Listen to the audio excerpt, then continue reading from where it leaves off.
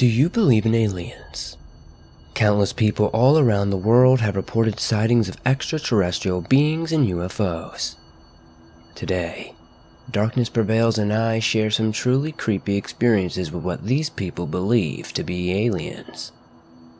As always, if you would like to send in your story, be sure to do so by visiting swampdweller.net. Or, if you would like to do so by sending it into the email, you can find that in the description down below.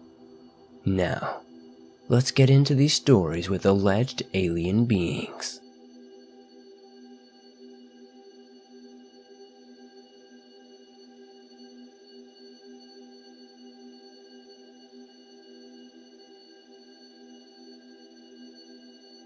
This event took place in September of 2017.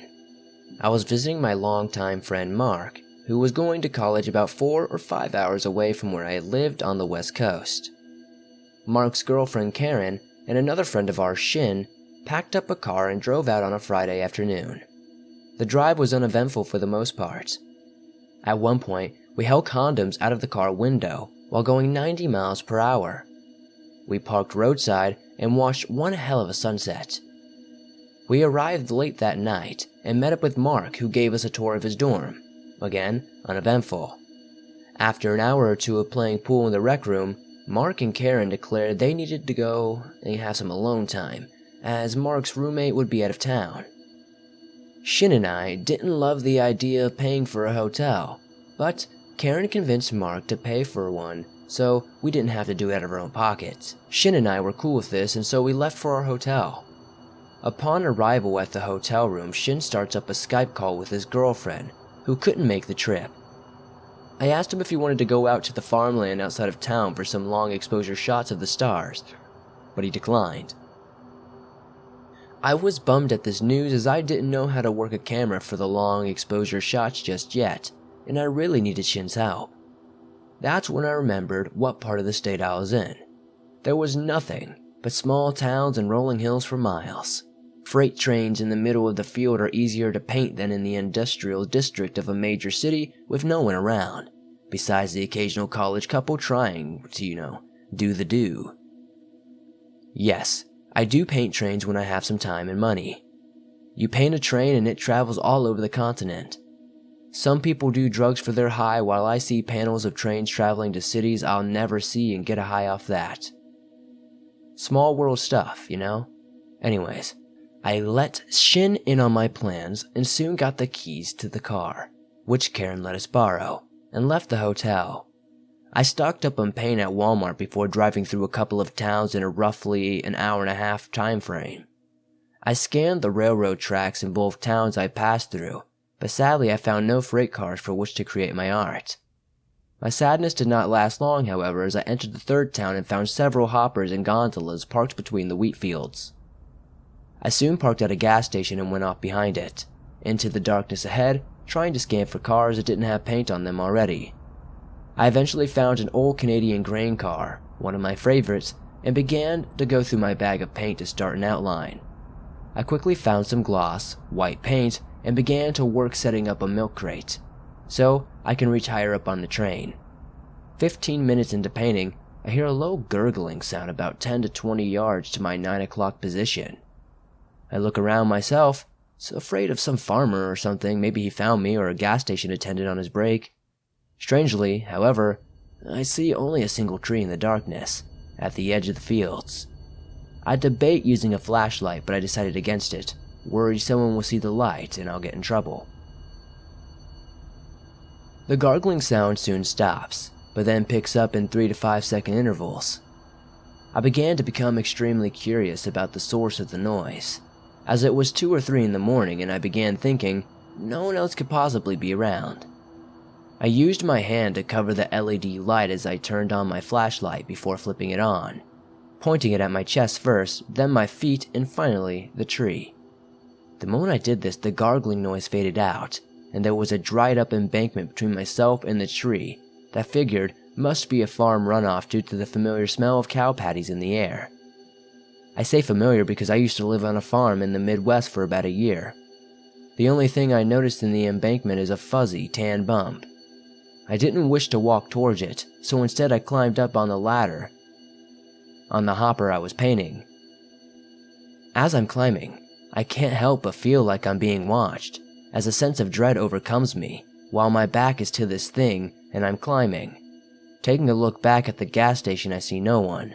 The only cars in the parking lot were mine and whoever the attendant is in the gas station. As I stared into the parking lot, I suddenly hear a rustling noise from behind me. I turn, flipping my flashlight on again only to realize the tan thing in the embankment was a dead deer. From my higher position and upon further examination, I realized it wasn't as tan as I thought it was initially. I could see a slight gray and purple, which I assumed was the start of decomposition of the animal. There was quite a bit of blood from a small wound in the deer's belly, which bled into the dirt. As I stare at the deer, I hear a sudden snap which jolts me, and I quickly climb to the top of the train car and watch closely at the tree in the distance. I found myself frozen in place as I tried to use visuals to look for any sort of movement near the tree. This is when I saw it. In a small area between all the branches in the lower left area of the tree, I saw little beads of white eye shine move into place. At first I assumed it was a possum or raccoon. Eventually it became obvious it was way too large to be either. This gave me chills. I kept telling myself no, as this thing parted branches in what I assumed to get a better view of me. Getting a better look at the creature, I noticed it is smaller than I initially thought, skinny, and it's a gray-looking humanoid figure. Standing on top of the train, I shivered as this creature opened its mouth and let out an identical sound to a cockroach hiss. As soon as I heard the sound, I got the hell out of there. I made a beeline for my car. I heard one last faint hiss as I made it to the lights that lit up the gas station parking lot. Jumping in my car, I sped off, blasting music and using my brights all the way back to the college town. I was more hysterical than scared as I fantasized about a gray humanoid creature popping out in front of me as I sped down the road. In the end, I made it back safely. I broke one of the passenger side speakers in Karen's vehicle from blasting music so loudly and so long. I remembered that I'd also left spare cans of paint and the milk crate back at the train cars when leaving in a panic. I kicked myself at the thought of that spot would likely be compromised now, as they no doubt would have security out there in the future. Eventually, I figured it was for the better, however, as I didn't want anyone experiencing what I did out there that night. Due to the events of that night, I always stick to cities now when creating my art. I figured I'd rather run into a thug than whatever it was I ran into that night. Please take a weapon and a friend if you ever wish to wander into the boonies. You never know who or what you'll run into.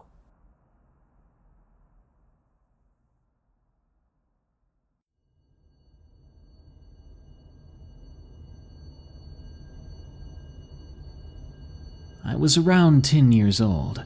It was a summer night. I was staying up especially late and beginning to get tired. I remember at one point looking out my window and becoming absolutely petrified because I saw a pair of blue glowing eyes and a black outline of a very tall creature outside. I remember being so terrified, I threw the covers over my head and body, and only after a long period of silence did I uncover my head to check the clock on my nightstand. Apparently, I'd been hiding for an hour.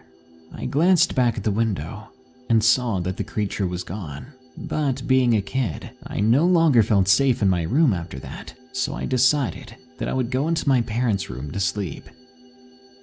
It was 3:30 a.m., and I was almost too petrified to move. I was surprised I even made it a step out of my own bed. When my foot first touched the cold wood floor, I broke into a run, quickly slamming open my parents' bedroom door and awaking them. I told my dad and stepmom about the creature that I'd seen outside, but when my dad went to check, there was nothing there, not even any tracks outside. What really terrified me about this experience was the fact that the only thing protecting me from that creature wasn't the glass in the window, because my window was open. The only protection I really had was the screen inside the window. Anyway, my parents did not believe me about this supposed alien thing that I saw, but when I double-checked outside for any traces of the thing, I found claw marks under my windowsill that I did not recognize. They hadn't been there before. Considering the thing's bulbous head and almond-shaped eyes, I know beyond a shadow of a doubt that I saw an extraterrestrial. There was intelligence behind those eyes. Why it was spying on me like that, I have no idea, but this might explain the strange things I saw in the sky after that night. I really hope it doesn't come back.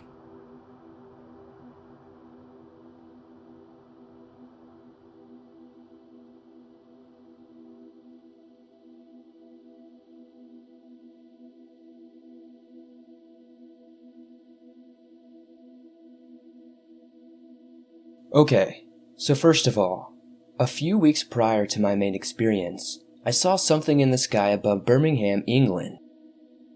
I was sitting in my back garden having a cigarette and admiring the beauty of the full moon, when I saw something fly into view. It looked like, well, the shape of a deodorant can, to be perfectly honest. It was flying silently across the sky with pulsing red, white, and blue lights running along the bottom of it, and a bright white torch-like beam shining from the top of it. It had no wings or anything of that sort. I had no idea what to think of it, but, well, there was nothing I could do.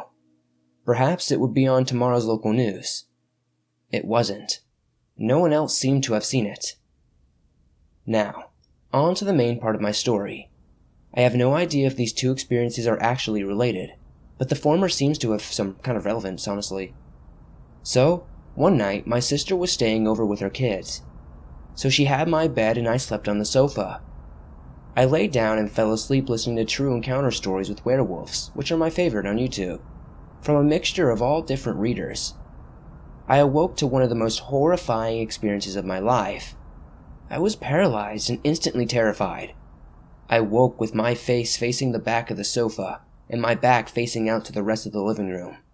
As I lay there paralyzed, not with fear but physically paralyzed, I could feel something going on with the back of my neck.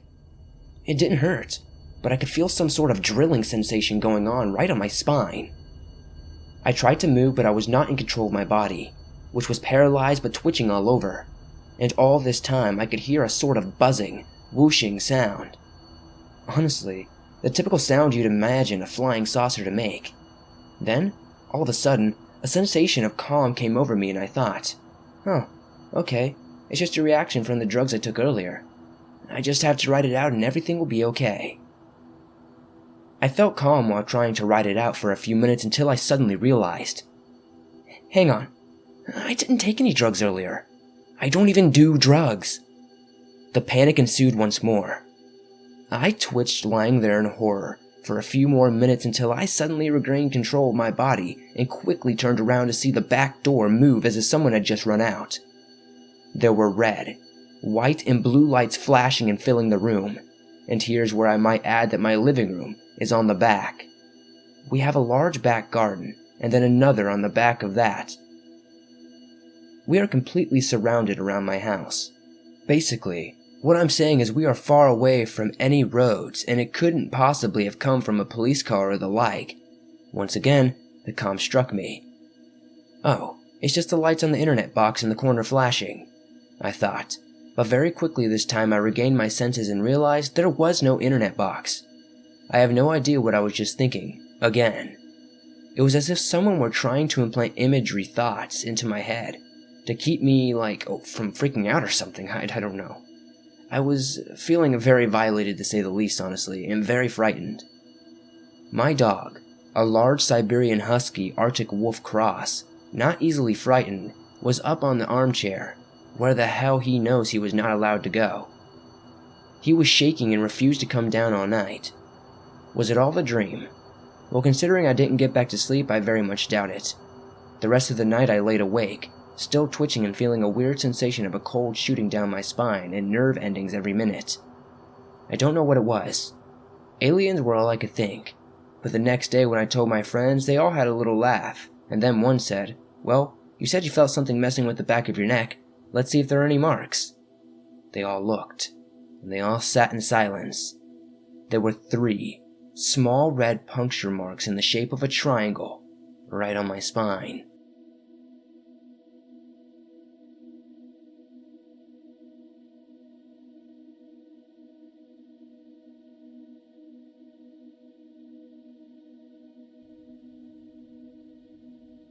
Our Encounter with Aliens, from Ellen M. Location, Ohio. This story is about my brother Alec. The story begins in Ohio with Alec, who is 3, and Abigail, who is 6. They were there with my mother, Olivia. They were visiting Olivia's brother, Elliot, in a small town in Ohio. We went to church with Elliot and some family members. As we were coming home from church, Elliot saw something in the sky. The 3 of us were in the back seat playing and talking to each other. As we were going down this country road, Elliot saw there was no one following him, so he decided to stop and get out of the car for a closer look at the object in the sky. The 3 of us stopped playing and were now watching what the adults were doing. Elliot pulled over and got out. Then Olivia, who was sitting at the other door, got out. Then suddenly Elliot hollered at Olivia, telling her to get back in the car because he was going to get home as fast as possible to call the police. She quickly listened and said, "Elliot, what are the police going to do?" He replied, "I don't know, call the military? It looks like we're under attack." Elliot's wife, Isabel, said, "They don't seem hostile." The 3 of us were looking out the window and all we could see were stars. We arrived home and Elliot went to the phone. The object was over the house. Elliot told Isabel to hide us kids, to which she replied, "But where?" "In the closets," Elliot said. Elliot got on the phone with the operator. They quickly answered and said, "Operator 9, how can I help you?" Elliot replied, "I need the police." He was put on hold for a moment. Still on the line, he went over to the window and looked outside. Soon the operator came back and said, "I'm sorry, sir, but the police line is busy. Would you like to hold?" Elliot quickly said, "Yes, please." About 10 minutes went by, and finally the police were on the line. "Police, what's your emergency?" Elliot said, "Thank God. There's this huge aircraft above the house. It's a triangle shape, and there's lights all underneath it." But oddly, what the police said back was, "If it's above your house, sir, there's nothing we can do. We can get someone to eventually come out from the military to make a report." When Elliot pressed the police officer on the other end, the police explained, "Sir, you're the 5th caller about this. I'm sorry, I have to hang up now." He quickly looked back up at Isabel and asked if the kids were in the closets now. She said yes, but said that she believes if that thing lands, then we're all going to perish. Olivia agreed. Elliot went outside and the 2 women followed. Apparently, despite the size of the aircraft and its close proximity, it was completely silent, just sitting in the sky as if it wasn't there at all. Eventually, a police officer actually did show up, which was unexpected. Elliot quickly met him and asked what he thought that thing was, to which the policeman replied he didn't know, that he'd never seen anything like it. After a lot of time had passed, the kids were able to come outside and begin to play. Soon we stopped and watched the policeman and Elliot talk. Then, without any warning, the craft above us suddenly took off. The speed at which it moved was impossible, and it left no trace in the sky or below. "Did you see that?" Elliot said to the policeman. "What in the world?" the policeman muttered. "What do you have to say about that?" Elliot asked. I don't know. I don't know how to report this," the policeman responded. Then he left. Elliot shooed the kids inside and had them ready for bed, while Isabel and Olivia were dumbfounded. That's it?" Isabel wondered. After the kids were in bed, they turned on the TV to see if anything would be shown. The news did report this, talking about a strange object that had been seen in the sky. Over 1,000 people ended up reporting it. The Air Force had been called, but they hadn't responded at that time. Soon they all went to bed, confused and hoping the thing wouldn't come back. We assumed that was the end of it, though. One bizarre, unexplainable sighting for a lifetime. But something happened in 1979, particularly to me.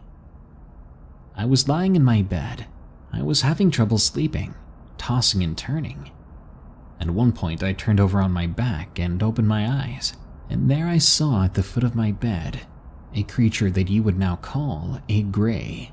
It didn't have a mouth, but I heard it somehow speaking to me, and I remember word for word what I heard it saying.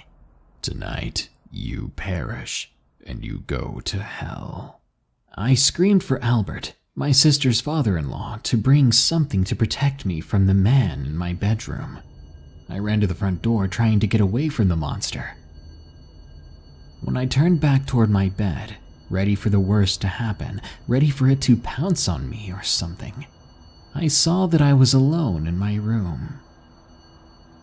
8 years after my incident, my brother Alec had his encounter. He was 23 at the time, and he was living in a cabin in the hills of West Virginia. One night he was getting ready to smoke. The night was the same as any other. The crickets were chirping peacefully, and he had a coal fire going in the cabin. It was a pretty cold night after all. Then suddenly, all the noises went silent. Alex said he had been so involved with what he was doing that he didn't pay attention. Then out of nowhere, the cabin lit up.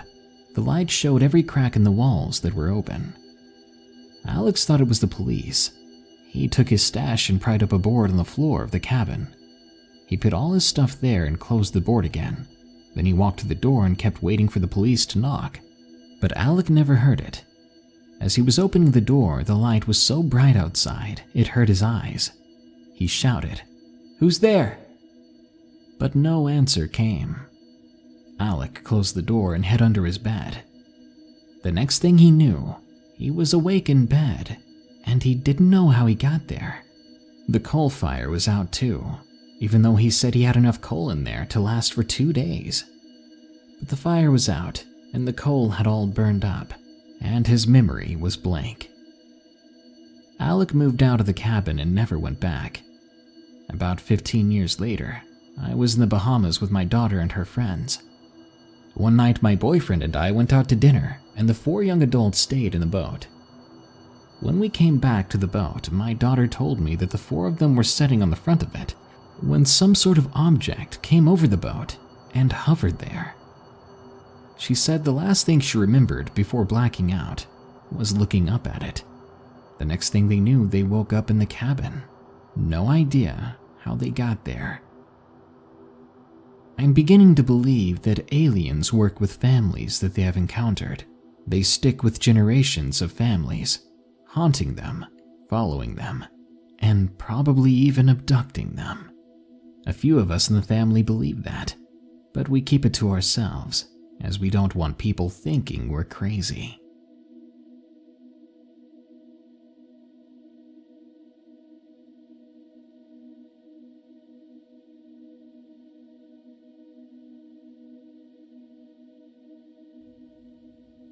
Anyone who's been to Presque Isle State Park knows that it's a picturesque setting that seems as calm as things can be. Being a small strip of land off the coast of Pennsylvania, it's a nice little touch since I've lived in that state pretty much my whole life. But what a lot of people don't know was that in 1966, a strange report from 4 teenagers rocked the sleepy area.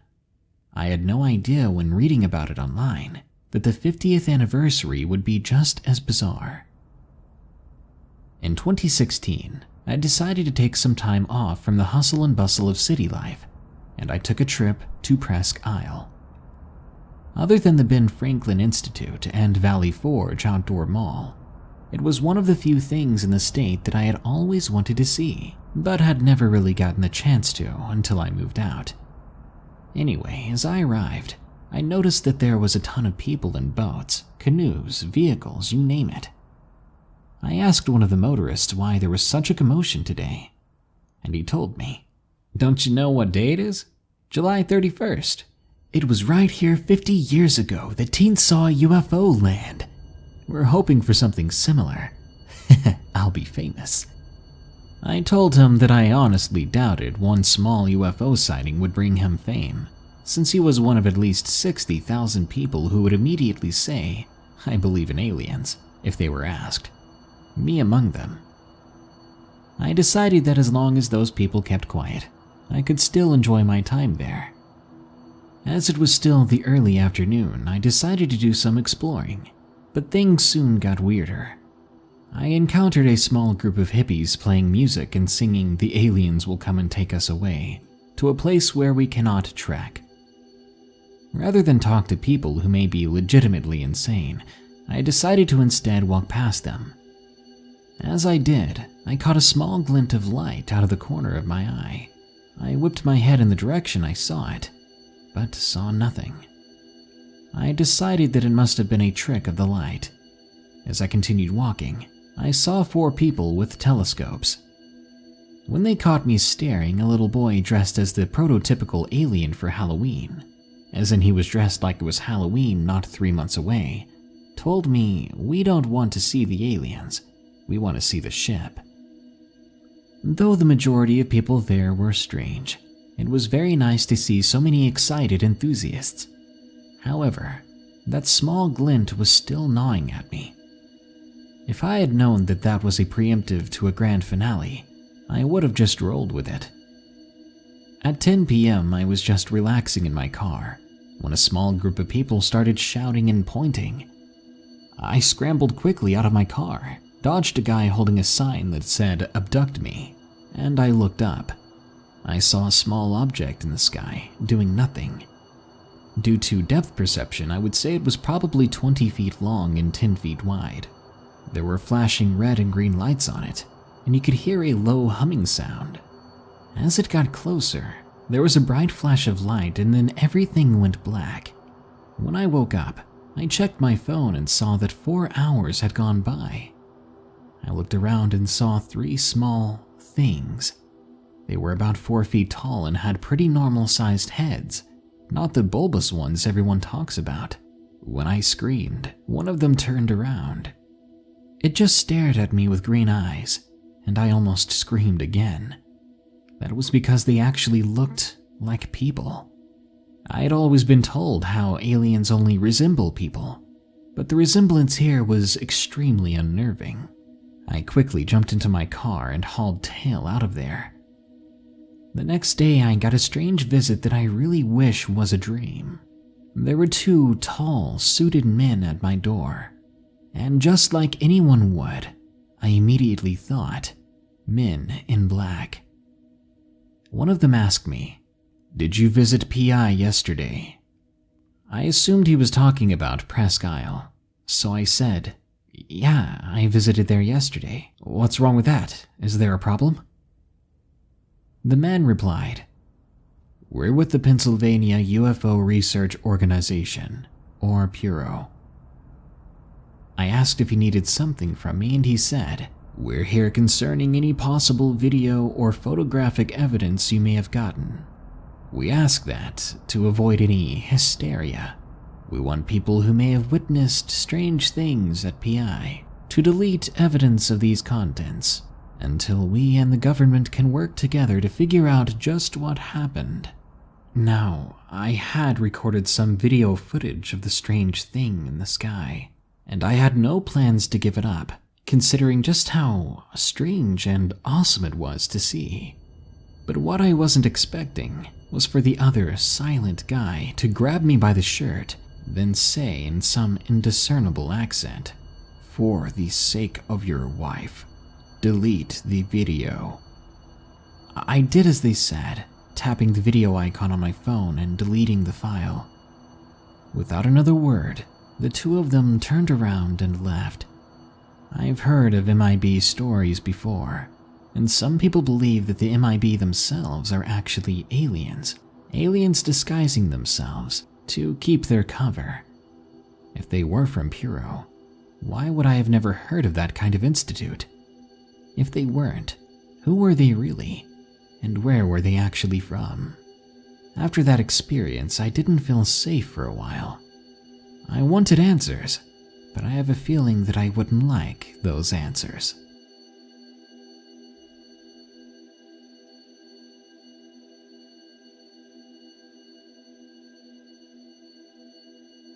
Thanks for watching this video.